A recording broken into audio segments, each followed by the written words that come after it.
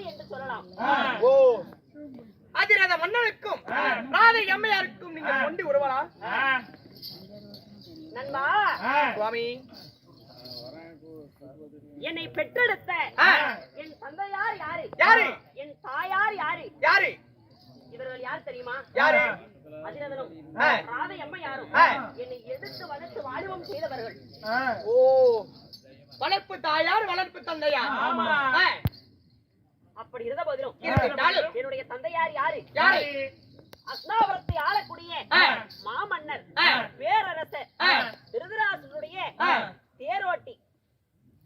அப்படியா? அப்படி தேரோட்டியாக இருந்தவர். அவரும் என்னுடைய தாயாகப்பட்ட ராதையும் ஒரு நாள் ஒரு தினத்துல ஆத்தங்கரைக்கு சென்றவுடன் அந்த ஆத்தங்கரையை ஓரமாக ஆற்றங்கரையில் இருந்து அக்கரைக்கு இருந்த பெட்டியானது இக்கரைக்கு வந்தது. ஒரு தங்க பேழை. அந்த தங்க பேழையாவது வருகின்ற பொழுது என்னுடைய தாய் தந்தையா அந்த பெட்டி தங்கத்தால் மெருகு வருகிறது. அலையோடு அலைமோதி வருகின்ற இந்த தங்க பெட்டிக்குள் என்ன இருக்கும் அப்படி என்ற அக்கறைக்கு சேர்ந்து இக்கரைக்கு பெட்டி எடுத்து அந்த பெட்டியிலே பார்த்தவுடன் நான் பிறக்கின்ற பொழுது காதிலே குண்டலத்தோடும் மார்பிலே கவசத்தோடும் பிறந்தவன். ஆமா, அப்படி பிறந்த நாள். அப்படி இருந்த போதே குழந்தை இல்லாமல் இருந்த அவர்களுக்கு சரித்திரமுடையவருக்கு தனப்புதியில் கிடைத்தால் எப்படி பாவிப்பாரோ அது போல என்னை எடுத்து வளர்த்து வாலிபம் செய்தார்கள். அப்படி இருந்தாலும் நண்பா சுவாமி, என்னை வளர்த்ததுதான் அவர்களாக இருந்தாலும் நான் பிறந்தது என்ன குலம்? என்ன குலம்? என்னுடைய உண்மையான தாய் தந்தையார் யாரு? யாரு? என்னை எதற்காக ஆற்றிலே விட வேண்டும்? விட வேண்டும். அதை நினைத்தால் கல்லடிப்பட்ட கண்ணாடி போல் என்னுடைய உள்ளமே நொறுகுதடா நண்பா.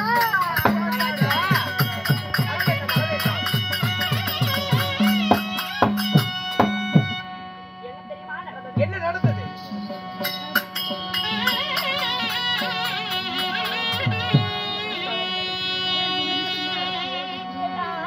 மேல தண்ணி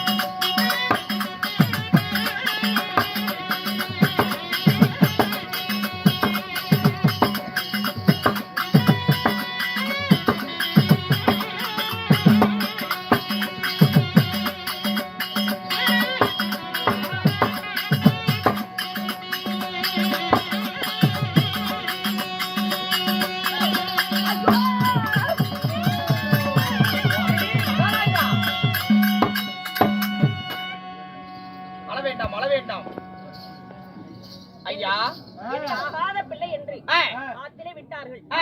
கொல்லாத பிள்ளை என்று என்ன பேழையிலே விட்டார்கள். தகாத பிள்ளை என்று தண்ணியில விட்டார்கள். அப்படியா? அப்படி விட்டவர் யார் தெரியுமா? யாரு? புதிபோஜ மகாராஜனுக்கும் மகளாக பிறந்த மாரிசிக்கு மகளாக பிறந்த என் தாயாரோ குந்தி தேவி. குந்தி தேவியா?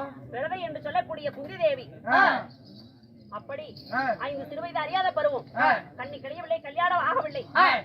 அப்படி ஆகாம இருந்த பொழுது தூர்வாச மகாமுனிவர் ஆனவர் என்னுடைய தாயாருடைய அரண்மனைக்கு வந்த பிறகு சரி நண்பா சுவாமி ஒரு முக்கியமான யாகம் செய்ய வேண்டும் என்று சொல்லி அனிபடி பணிபடி செய்து நாளை 5 மந்திர உபதேசம் கொடுத்தார்.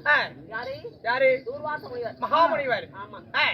அப்படி கொடுத்த உடனே அதன் பிரகாரமாக சூரியதேவனை மந்திரமானது உற்பத்தி செய்ய சூரியதேவன் வந்து என்னுடைய தாயாரை சேர்ந்து நான் உடனடியாக பாலனாக பிறந்தேன்.